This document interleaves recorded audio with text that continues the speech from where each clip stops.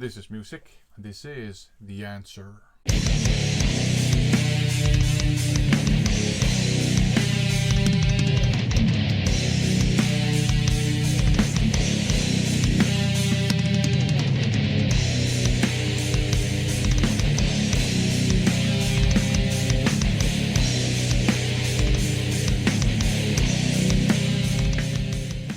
Welcome to another First Impressions video. In these videos I share with you my first impressions of the many blind buys I've picked up lately. I have a good handful of CDs to talk about, so let's get down to business.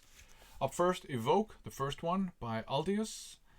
This is a compilation of sorts. As far as I understand, they've kept the instrumental tracks of the original versions, and then they re-recorded the vocals with Rin on vocals.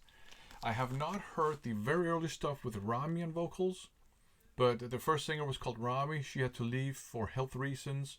She was replaced by a singer called Reno, who had to leave for health reasons. And then she was replaced by Rin, who had to leave for health reasons.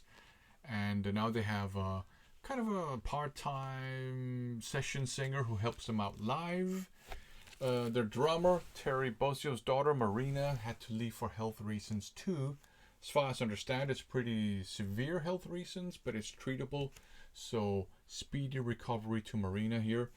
Anyways, the music on here is pretty aggressive, much more aggressive than I anticipated, because I've only heard their later stuff, which is a bit more melodic. They have some pop punk and stuff, and AOR and melodic hard rock, but on here you have some more aggressive songs. You got some power thrashers, even lots of power metal, some straight up heavy metal as well.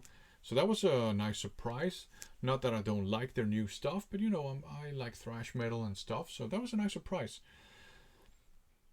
I don't have anything against Reno. She's a good singer. I just don't think her voice is too soft for the hard rocking stuff, in my opinion. It's good with the pop punk stuff they did, and it's perfect for the ballads, but her voice is just a little bit too soft, in my opinion, for the hard rocking stuff. I think Rin here is much more up my alley. She has a very powerful voice. She also seems to be a very versatile singer. And some people have said that her voice is kind of poppy. I disagree. I think she's a versatile singer. She can do pop. She can do rock as well. She has some pretty cool rock and roll screams on here. So I really like the versions, the Reno songs with Rin on vocals here, I have to say. So I think this is great. I really like this one, and I like Evoke Part 2 as well. And these are the two only studio-ish releases with Rin on vocals. I really like Rin on vocals. Nothing against Reno. Haven't heard Rami yet, but this is great. Really enjoyed listening to this one. Up next, some power metal adjacent stuff, kind of an international act here. You have Frédéric Leclerc and Saki. They are kind of the key members, so you can expect high musicianship and great guitar solos, which you get on here. Sean Reinert makes a guest appearance on here. Elisa Reed from Amaranth makes a guest appearance too. This is modern heavy metal, I would say. The songs range from pretty solid to pretty damn good. There's a nice crunchy guitar tone. Like I said, great guitar solos. I don't remember if I said that, but great guitar solos. Some songs are better than others. I really like Way Out, which is a modern heavy metal song with a crunchy riff and a punchy guitar tone. You have Ninja no Tamashi, which is an instrumental, and it's kind of a progressive metal song. It's followed by Vanguard, which is a power metal song, and it's not a wimpy power metal song at all. I quite like Lucky Star too. That one features Elisa Reed on vocals. Waves is a nice atmospheric instrumental, and then you have Samurai, which is a great, punchy song too. So this is very good stuff. I enjoy listening to this. If you're a fan of Nemophila, definitely check this out, because Saki is in it, right? I really enjoy this one. This is very good stuff. If you don't like modern metal, it might not be your cup of tea, though. Now, something quite different. The Answer, Raise a Little Hell. I think they are a British band, but I'm actually in doubt right now. We're dealing with hard rock, very inspired by 70s hard rock. The vocals sound, inspired by Led Zeppelin. Actually, come to think of it, it sounds like they're inspired by 90s hard rock, which was inspired by 70s hard rock. So we're not talking grunge rock, but we're talking the other direction that a lot of former glam metal bands went in, which was more inspired by bluesy and 70s hard rock. This one has a kind of a punch to some of the songs. Aristocrat is a very good song. Some of the other songs are a bit more groovy and some of them are a bit more chill. So I like this one. It's a bit, I would categorize this as background music, and that's not a thing on it. I like having music on in the background while I work and stuff. And I think this will be perfect for that. So some nice hard rock by The Answer.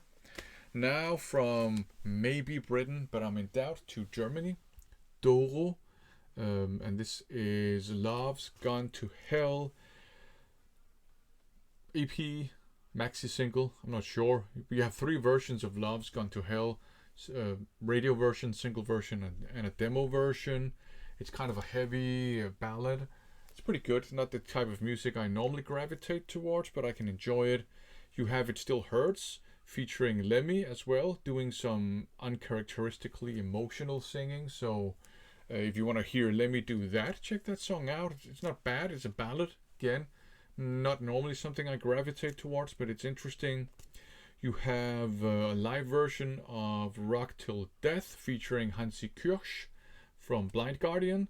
It's a pretty good song. Hansi actually sounds great live on this song. So does Doro, of course. There's another live song, Save My Soul. They're a bit rough around the edges, but that's just pretty cool. So yeah, this is a pretty cool little EP slash maxi single. Not something I would normally gravitate towards, but I enjoyed listening to it, and it's definitely staying in my collection. A blast, something a little bit different again. Back to Japan. This is Elfriede, and it's called Rebirth. This, I would characterize this as maybe modern alternative rock. It has a bit of a Mew vibe to it, so very melancholic in places. A little bit of pop rock in places too. I wouldn't say it's hard rock or anything like that, but it's actually very good. I really enjoy some of the songs on here. The vocalist, Mikuru, I think is her name, she's opted for a kind of a kawaii-esque voice.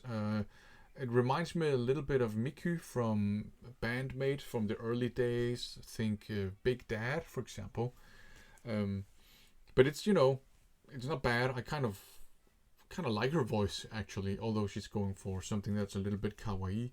I also like Miku's voice, for example, as a lot of you know. The opening song, Break Heart, it's pretty good, kind of melancholic. Echo e no Yell, I think, is a pretty good song too. You have Beyond the Rainbow, which is a bit of a ballad. The 2 last songs, there are only 6 songs on here, so it's kind of a mini album. Mirai is Future and Silence are great melancholic alternative rock songs. So this is good. I enjoyed listening to this. If you like Mew and that sort of music, if you like going way back to early U2, not the style but the kind of vibe, I think you might enjoy this too. I quite liked it, and I actually really liked the vocals. There are some really good guitar solos on here too. So a mix of pop rock, alternative rock, melancholic rock, very good stuff. Rebirth by Elfriede. So there you go, a good handful of first impressions. I enjoyed them all. Do check them out. Make up your own opinion. That's the best way to go about this, of course. Thanks for watching.